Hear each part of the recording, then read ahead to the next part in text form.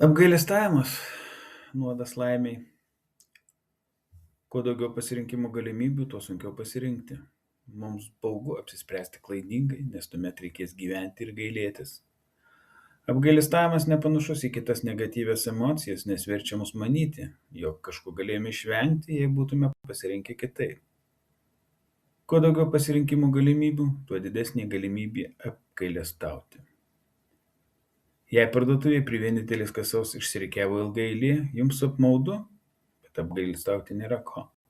Tačiau jei dirba dvi ir prie abiejų rikiuojasi eilės, o jūs įstrigote dėl litapėdžio klientų, veikiausiai pasigailėsite pasirinkęs ne tą kasą. Paprastas būdas išvengti apgailestavimo ir pasijusti laimingam, prieš priimant sprendimą sumažinti pasirinkimo galimybių skaičių. Niekada nesižvalgyk atgal, nebent ketini eiti tą kryptimi.